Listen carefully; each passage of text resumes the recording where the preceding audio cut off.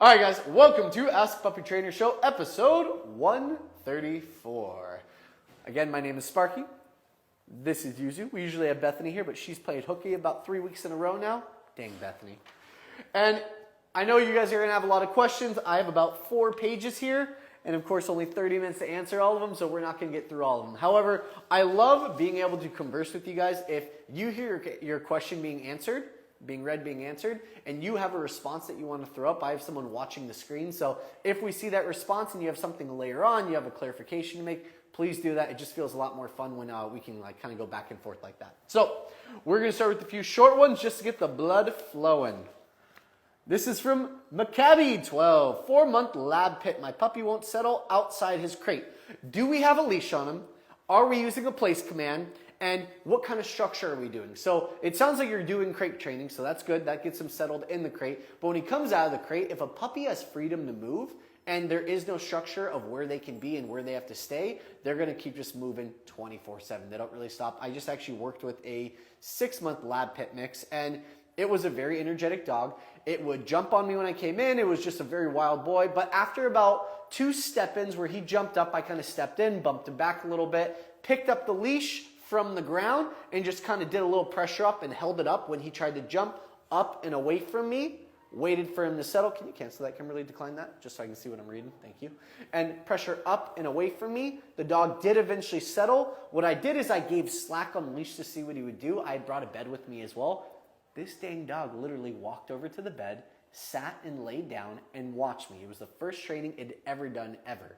And couple bumps, couple body block step-ins, few leash pressure ups and out, and then when he eventually settled, he looked for a spot to go to settle. For you guys at home, that might literally be him laying on the ground and waiting. You're trying to use that moment of that settle, have your food pouch on your side, because the minute you get that bump or you get the pressure up and out, and he kind of just and takes a breath, hand in the pouch, food, come, good, treat. Come, good, treat. Come, good, treat. Play, sit, good, treat, break. You can run through all of your sequences, and if you guys are ever curious what sequences to do, we actually have an online program that we offer to people, that if you guys join the online, there's about 6 to 8 classes that you guys can watch, and it's got a really detailed, oh, thank you, madam. It's very, very detailed in all the commands that we teach in our program, and there's a huge library of all these different videos to troubleshoot different scenarios. So if anyone's curious what commands and what sequences to practice, that's a really awesome resource for you to check out. If you look at puppyacademy.com online school, you'll be able to find it. But yeah, work through a couple sequences, couple routines, and you're trying to lower the dog's energy, not through exercise alone, but through training for the brain. And that's one of the easiest ways to get a dog to relax and settle. But big things to think about is you need a dog bed, you need a leash, and you got to have a treat pouch on your hip at all times when they're out of the crate. This is to get more focus and more control over them, and more than anything, leverage, which is going to be control over a situation that feels uncontrollable. Yuzu, you're like the perfect little lap dog. I haven't done anything. I'm just giving her love, guys, and she's perfect. But if she were trying to get off, if she was trying to fuss around a lot, I could kind of just scoop my hand, bring her to my ribs like this, and just kind of hold her a little bit more snug. It makes dogs feel more secure if you do it. But she's my perfect lap dog, so she's just going to hang out and sit on my lap. And next one is from Oilseed Shirley. Goldendoodle, age 8 months. How to stop him biting? Not hard to us. How to stop the nipping? I'm going to follow the exact same thing I just mentioned for the last client, the last one I just read for the jumping and that kind of thing, just the being wild. It's the same exact thing. You can body block, you can do leash pressure up and out, you can pause and wait for him to settle, you could stand like a tree, cross your arms and literally hold your hands out of his range and just wait for him to settle naturally. But 8 months old might be a little bit different. What I just mentioned is the generalization for a 4 to 6 month, maybe 12 to 24 weeks, something around there. If you have a more pushy older dog, then you could be more firm with that leash pressure, more firm with your body blockings and your spatial pressure. And yes, you're still going to use food because you're trying to change the way the brain thinks. You're trying to change the way that he gets attention from you. Because right now he's probably demanding attention, so he does the biting. If you can redirect that focus to work mode, the next time he comes up and wants your attention, I think Yuzu's had enough, guys. Thank you. Bye, Yuzu. You got it? Perfect. Don't worry to fall. Lost my train of thought. Okay. Yes, you're still going to use the food. Yes, you're going to do all that, but you're really focusing on changing the way your dog interprets getting your attention. When you do all these redirections enough times, you do the redirection with the leash, you do the redirection with the food, you work your dog for 10 to 15 minutes. After doing the redirection and the correction, then your dog starts walking up and sitting and waiting for your attention. Comes up and lays down by your feet, waiting for you to give them attention. They change the way they ask for it by coming to you with a different type of energy. Less demanding, more respectful. Let's see if we can do one of our longer ones. All right, so this is from Marge. Hello, thank you guys for all the help. Sorry, I've got dog fur in my beard. I wanted to ask you a question. My 16-year-old puppy, 16-year-old, I'm assuming 16-week-old. My 16-week-old puppy was crate trained, and then recently she's starting to cry every time we leave her. I'm not sure why before she would do that or why she'd be able to stay in her crate. No problem, and we took her out every 1 hour to play. I do at times let her roam around her room without a leash just to get her energy out. Do you think that's the cause? I don't think that's the only cause. So when I have a dog start disagreeing with crate, I always tell people, don't look at the issue with the crate, look at what you're doing outside the crate, because no issue lives in a bubble. So that means that if I have my dog barking in the crate, it's not because magically she started disliking the crate, it's usually because maybe there's been too much freedom outside the crate or too much affection. So let me organize how I do my free time. When a dog comes out of the crate, they're always on leash when I'm not actively working with them or I don't have them in the playpen, always on leash. I take them outside to go potty, I bring them back inside, they get their free time window. There needs to be a balance to free time. Walk and play part 1, training part 2, supervision part 3. What that basically means is the first part, walk and play, that's pretty self-explanatory. That's 5 minutes of walk, maybe 5 minutes of play. Walk doesn't have to be outside. You can walk up and down your hallway using food and just kind of getting like recall training. Walk 3 or 4 steps, puppy come, walk backwards, good treat, build up that mental drive, use some of the physical energy.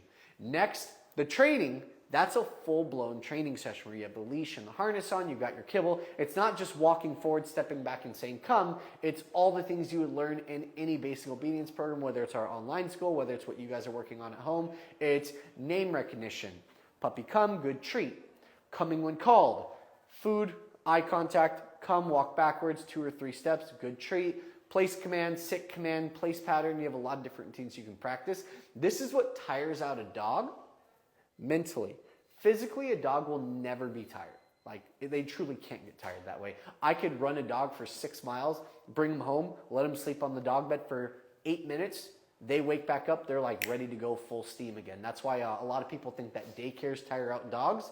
They tire them out physically, but they also build tremendous amounts of endurance. So they have to go longer and longer, and if you ever stop going to the daycare, your dog still expects that same energy expenditure at home because they built up the endurance to match it.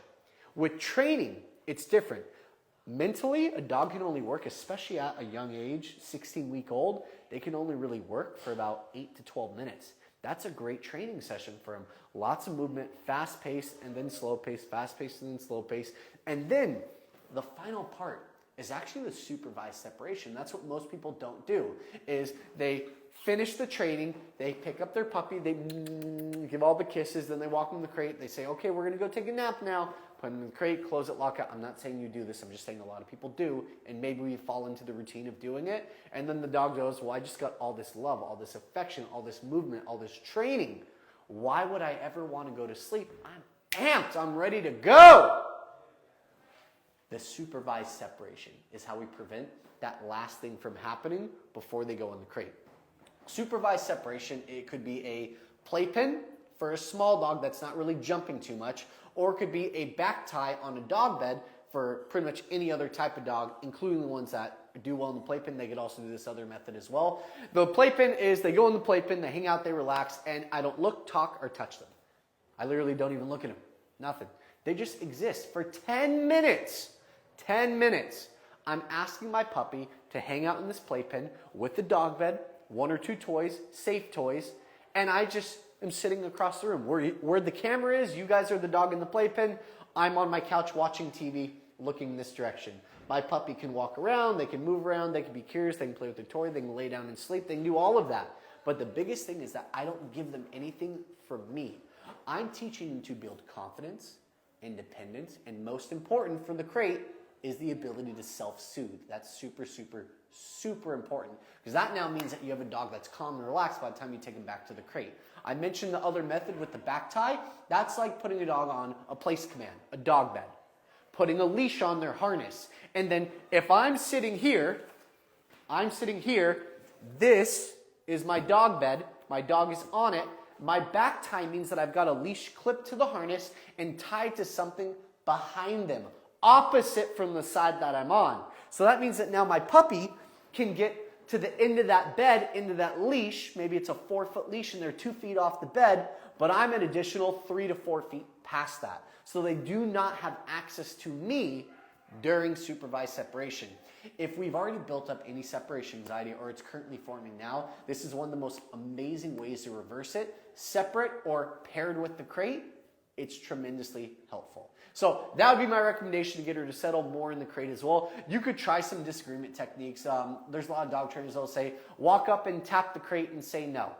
It's a disagreement. You're disagreeing with the barking, but I don't know how effective that will be if she's already kind of in her big steam. Other techniques you can do is you can cover the crate with a towel, dark towel, 3 sides, including the front, and the back is up against the wall, left open so she still gets her airflow. Put on a sound machine. I know YouTube has a really, really great Friends soundtrack that I think is like 8 to 12 hours long. It's crazy wild long. And I put it on my Google Home in the bedroom if we have any, or in our Zen room or a bedroom or anywhere where the crate is. And we always want to make sure the crate is separate from us in the main living area. People like to have their dogs next to them when they're in the crate, but it's like me taking my sleeping bag to PCH, the Pacific Coast Highway, a huge busy street in Redondo Beach. And when that sleeping bag hits the street, there's no way I'm sleeping. It's too much stimulation, mental and physical, and we just can't rest and relax. That's how puppies feel if they're getting crated in the main living space. Okay, I'm gonna move on. But yeah, please respond to that one. Marge, if you have any questions following up on that, throw them back next week. We love responding to questions we already answered, especially with a rebuttal. Not rebuttal, further question. Sorry, tongue-tied today. All right, Roy Maximus Yeti Van Halen. Man, I'm curious if that's all the names, because that's a character name right there. It's like Cher, but much longer. All right, my 8-month-old Aussie Doodle sleeps in her crate at night in another room. During the day, she can see anyone in the living room or kitchen area if she is crated, but barks. Should I move her crate to a different room so she doesn't see anyone? Yes! Yes, you should. Move it to the bedroom or the furthest area from the main living area where you frequent 95% of the time. That was a mouthful. Move the crate away from people. Cover with a towel, noise machine, white noise machine as much as you can. But yeah, that's probably what it is. She's probably disagreeing with being in the crate because she sees you guys having fun and she wants to have fun as well. Bluebird Bakery, send us some treats. I have 2 puppy sheepadoodles from the same litter. Will they establish some kind of pack order? Yes, they will establish pack order on their own. It's not something you want though. So establishing pack order between the 2 of them without you being a part of that is not a good thing, because the pack order they establish is they only care about each other. They don't really care about us. I'm lacking the word. There's a littermate. Thank you, Kimberly. Oh, what would I do without my wonderful wife? Littermate syndrome. That is how they establish pack order. So when I have 2 puppies, same litter, together in the same house, I don't want them to develop pack order. I want to develop a leadership role for both of them, and I want them to be separated as frequently as possible. Most people like to have the crates right next to each other in the same room. I literally, in our facility, we have a lot of dogs that are siblings. One of them will be on this part of the facility. The other one will be on the opposite end of the facility. One of them will be in our Zen room. One of them will be on the main training floor. Their training times are completely separate. Their potty and their walk times, completely separate. I'm seeing some hearts. So obviously I'm seeing some people who've probably had some litter mates before, and hopefully they avoided the litter mate syndrome. But when they spend too much time together, they only care about each other. They don't care about us. We're not important to them. So we want to make sure that we do all this separately with them, because then you become the leader of the household and they are leaders of each other, which is basically what pack order is. What's a good version of pack order? Which is proper play style. Them understanding when one puppy doesn't want to play and they're able to back off, which doesn't happen in the beginning. It's your guys' job. So when they want to play together and they're always jumping on each other, there's one puppy that's more submissive than another, which is usually the case. And we don't advocate for the puppies. They start developing too much pack order. And if they develop too much of that and it's not the good kind, then you have littermate syndrome forming. So it's your job to mitigate play. Usually I do like 4 to 5 minutes of play at a time with a 5 to 10 minute break where they go separate areas. Maybe one goes to the crate, I train the other. But yeah, you want to make sure you're training them separately, walking them separately, crating them separately, potting them separately. Man, it seems like a lot of work, right? Littermates, guys. We've had probably 4 clients in the last 4 years that have got littermates that returned one of them, gave them back to the breeder to get adopted out or rescued out by someone else, because it is so dang difficult. One issue in one tends to become an issue in the other, and that's why it's so challenging. So just make sure the more you do separately, the better off you're going to be. And more than anyone, any question I've answered here, everyone could use the online school, Puppy Academy Online School, but I would say without a doubt with 2 puppies, you would benefit tremendously with the online school, like tremendously. Definitely worth a look up. Wow, Camila, I really do have a lot of questions, don't I? I know. My goodness. Should we one where the person's actually on? I saw them. Yeah, please show me. What you got? We're going to answer a question of someone who's actually on the show right now too. This one. Okay, love it. Thank you. This is from Peace, Love, and Dre. Love it. And I think you're a return person, because I remember answering your questions before. For the live Q&A tomorrow, our 12-week-old Pitbull puppy has perfected her crate training thanks to all your tips. Pitties can be really tough in the crate because they tend to be a little bit more anxious as puppies and overexcitable. But now she won't relax anywhere but her crate. Normal, totally normal. Zero chill. I literally don't think I've seen her close her eyes or be calm anywhere else. And while I want her to love her crate, I sometimes need her to be able to just hang in her pin while I'm in another room or in her bed while I get stuck on a work call. Any tips on getting her to calm down in places other than her crate when I'm not in the same room? No. Nope. That's a hard no. That's not how puppies work, guys. I'm sorry. When we have a puppy out of the crate and we're not monitoring them, they're free to do whatever they want. There's no way of controlling them. They're even in the playpen. I've seen dogs put their nose at the bottom and move it like a rover on the moon. And they'll move that playpen 20 feet away from the original spot. I've seen them jump over it. I've seen them chew through the bars as a pity because they got such a strong jaw. When we're in the same room as them, you have control over them because you have the leash and you have food and you have all of that. But if you're not in the room, the puppy should never be out of the crate. Anytime we are not in a room with the puppy, they should automatically go to the crate. Let's give maybe some exceptions. I have my puppy in the playpen and I need to step out of the room for 30 seconds to go grab something. You're probably safe to do that. I need to go use the restroom for a minute to a minute and a half. Number 2, for 10 minutes, puppy needs to go back in the crate. Number 1, where you're just going to go in, come out 10 seconds later, you're totally fine with that. But any extended period of time, over a couple minutes, literally a couple minutes, guys, of your puppy being out of the crate, not in the same room as you, they're going to get into trouble. There's no way of controlling that yet until they're more mentally mature. How do you start controlling? Because obviously I'm not just going to crap on your question. I want to give you some solutions. What else can you do to help that? Place training. Really, really, really beneficial. What I mean by that is right when I bring my puppy out of the crate, I do my walk and play, I do my training, and then I start working on place command. Place command is putting your dog on the dog bed, standing in front, telling them stay if you need to reinforce to stay, taking one step back, one step in, good treat. Building yourself up to taking 4 to 10 steps back, walk back in, good treat. Putting a chair next to the dog bed. This is my dog bed. My dog's on it, on the ground, and I'm sitting on my chair and I got my treat pouch on my hip, and every 30 seconds to a minute, I'm going to name Georgie. Your dog's name is Georgie for this call. Georgie, good. Hand and pouch food. 30 seconds, Georgie, Good. Food. Over 10 minutes, 15 minutes, 20 minutes if you can. And the longer you do this, the more often you do it, the better your puppy's going to be able to exist outside that crate because they're going to learn how to be calm and relaxed. Because what does place mean? What's the whole value behind it? Place is teaching a dog to go to a designated area on command and stay there until we release them. That's just a whole bunch of fancy dog training lingo. What you guys need to know is place command is teaching calm on command. That's what place command means. That's what it's building up to. That is what's going to help you guys eventually get a calm dog. And what was the age again? Did I miss the age? 12-week-old?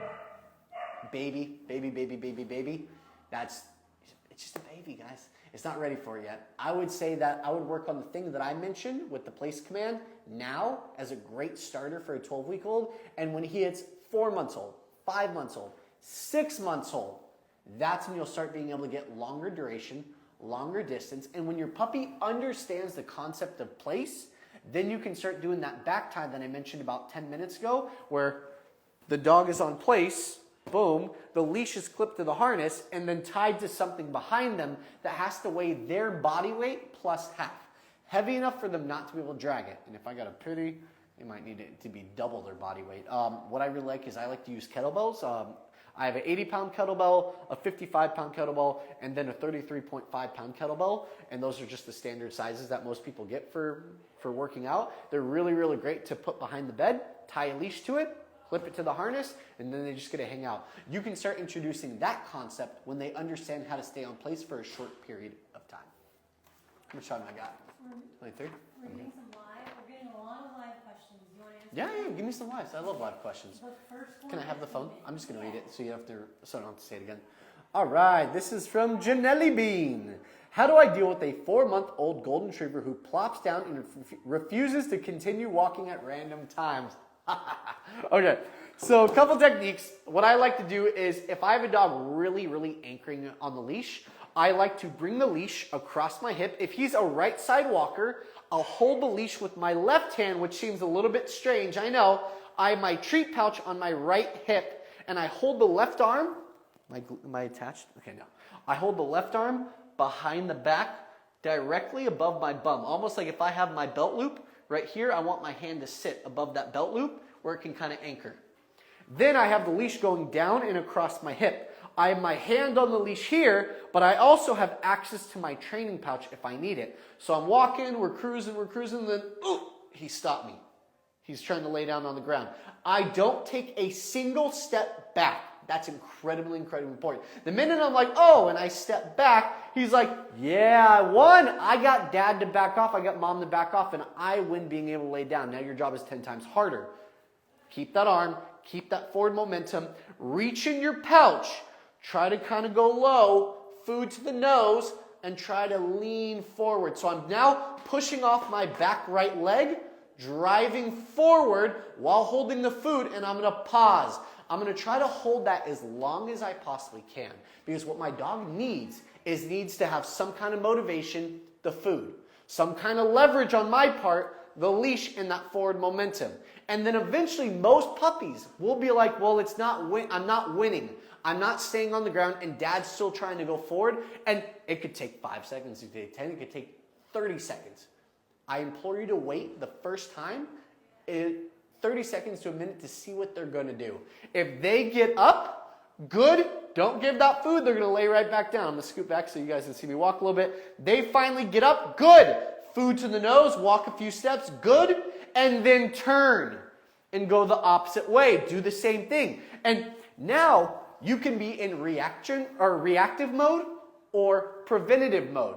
I have a dog that I know doesn't want to walk in this environment. So I'm going to circle back and try that environment multiple times. But instead of reacting to him laying down, I'm going to have food already in that right hand. Leash still behind the back, food to the nose, and I'm going to walk a few steps with that food lure, good treat, hand back in the pouch, back to the nose, good treat, hand back in the pouch, good treat, and then I'm going to stop treating for 20 to 30 steps.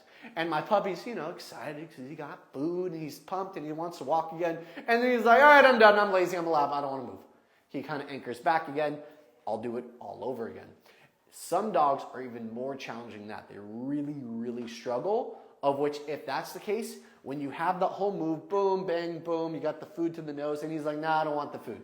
You can drop the food on the ground a foot in front of him, and if he starts stretching his neck out to grab the food, army crawling to it, that gives me something to work with. I'm looking for some kind of momentum because I have to build momentum, but I need a spark to get it moving even a little bit. Sparky. So drop the food on the ground. He army crawls to it, and the minute he picks it up, yeah, good job. Let's go. Woo! Party time. You got to make it fun. You got to be more interested in the thing that he's trying to focus on and not wanting to walk for. Be more fun than that, and most of the time you can get him moving a little bit if he's not food mode. I see a thank you. So hopefully that will work for you guys. I'm just going to keep going just because this is going to be something for a lot of people. If he's not food motivated, this is a couple questions that I had, which is if my dog doesn't take treats, what do I do? We need to build food drive. That's the biggest thing. If I'm only using treats on my walk, and eventually my dog says, yeah, but now I want the filet mignon. That's like McDonald's. I want filet mignon. We can't keep going up in treats. There's a cap. You hit a point to where there is no better treat. We want to build drive for the kibble. We want to build what we call work drive and food drive. To do that, it's not on your walk, it's all the training you do in your house. Every meal, you want to feed at least half of it for training. It's okay to take your kibble, put it in a training pouch, work your dog for 10 minutes until they're like exhausted, but still taking food, but slowing down, and then I take the other half of the meal and I put it back in the bowl, and then I practice my bowl up sit, bowl down break, that type of deal. But you can build drive for those meals. But my puppy doesn't eat the food. I try to train my puppy for the kibble and they don't want it. They're scoundrels. They're scavengers. They kind of just go the food whenever they want it. They choose when they eat. Not if you want to build food drive. You have to take that meal, try to train them for it. They don't want to train because they don't want the kibble. No big deal. We skip that meal. Lunch, I'll provide the same meal. Same commands. Nah, they still don't want it. No big deal. They don't eat lunch. Dinner, same thing. That's okay, guys. A puppy who is the proper weight can go 1 or 2 days skipping meals, but it's not because of us. We're offering the food. They don't want it. They don't want to eat the food in the way that we're giving it, but eventually by the 2nd or 3rd day, they're going to get hungrier. If I go 3 full days without eating, now I'm concerned. Now that's another conversation. Please come back if that is the case. But if you can go 2 days, and on that, my dog likes to do this probably. She used to do it once a year. Now she's on Just Food for Dogs, which is like her crack. She'll eat that in any situation. But I used to have her on kibble or like raw meat or different things because she's part wolf. And she would go a few days without eating. There was one time where she went 5 days without eating. And I was worried. And on that 5th day, I was getting ready to cave. And I was going to give her something else just to get her to eat. She looked at that kibble I gave her that morning and devoured it like it was the first meal she'd had in 5 days. So most dogs will build up the drive to want to eat the food. If you're going past 2 days, that's a little bit concerning, but it's something to play with. Most dogs will start eating after 2 or 3 skip meals because they're trying to hold out on you, and you just need to hold out on them. All of my husky owners out there, you're screwed, it doesn't work. Huskies will starve themselves until death. That is a very common thing with huskies. That technique will not work for them. You got to try other stuff. So if any husky owners come back to me, I will try to help you out with that. What else do we got? Red Jerry, 16-week-old Labradoodle, listens to all commands except when we meet another dog. He goes nuts and won't listen to or take treats. Ooh, that one's challenging, so that probably means he's above threshold. So when he's greeting dogs, it tells me he's probably not ready for it yet. And that doesn't mean that you can't do it. That just means that you need to figure out his threshold. So imagine from where I'm sitting, 100 feet away is another dog. And I have my dog, and my dog is amazing with food, amazing on the walk, with minimal distractions and when below threshold. Threshold is a door in the brain that when it gets thrown wide open, they do whatever they want and they go crazy and they just want to play. When that door is shut and they're below threshold, they're in work mode. They're very neutral, relaxed, calm, taking food, and work mode. Most dogs don't have that when they see another dog. So if I'm 100 feet away, I'm going to try my sit and my commands and my let's go, my sit, my down, my stay, my heel, my drop, whatever I'm doing. I'll try all that. And my dog's amazing for food. 20 feet closer, I'm at 80 feet. I do it again. Amazing for food. 50 feet, 30 feet, 20 feet, 15 feet, and I've lost him. Absolutely crazy trying to go after the dog and play with him and bark at him and jump on him and do all the crazy stuff. I'm like, okay, 15 feet is too close. What about 20 feet? Does it, but really struggles. 25 feet, amazing. I got 2 more weeks at 25 feet. And then I have 2 more weeks at 20 feet. I got 2 more weeks at 18 feet, 16 feet, 15 feet, 10 feet, 5 feet. And now my dog can sit there calmly while seeing another dog. You got to build your way up to it. And if you're really, really struggling with this, what was the age? Did I get an age 16-week-old? Yeah, if you're really struggling, guys, it's because he's 16 weeks, 4-month-old, super, super normal. One thing I will say, though, is if you're allowing your dogs, and this goes for everyone, not just my Red Jerry. This goes for everyone. If you are allowing your dogs to greet people or other dogs on the walk on a frequent base, your dog doesn't care about you on the walk. They only really care about the other things they see once they see them. If you want to have a dog who has an amazing, amazing loose leash heel, which some people care about, some people don't, and that's okay if you don't. Greet all the dogs you want. The people who do care about that loose leash, calm walk, responding to commands, and being able to ignore other stimuli and focus on you more than anything, you got to really take it slow. You can't allow your dog to greet every person they see, every person that walks up because you got a cute puppy, every dog they want to go play with, because then that dog and those people have more value than we do. My dog is no longer on a walk with me. They're looking for moving figures. They're looking for anyone that might give them love. They're looking for any dog that might be able to play with them. It makes our job a lot harder to keep the focus because their job is only to look for other things to play with. So, all right, that's all the time we got. But that's a really, really good one, though, because a lot of people are going to run into that as they start getting dogs that are getting past that like carry phase where they can't touch the ground and you're getting them outside. Focus on your walk inside while they're still like in a carry walk situation where they can't literally be set down outside and walked. Focus on inside. When they hit that 16 weeks and they have all their vaccinations, they're safe to go outside. Don't do the full block walk. Walk in front of your property. Walk up and down your driveway. Maybe go to the end of the block and back. Slow build up so they know exactly what their purpose is when they're out there walking. All right, beautiful. Guys, thank you for making it. I will see everyone next week, 1 p.m. Pacific time. See you guys then. Take care. Oh, I can do my awkward smile now.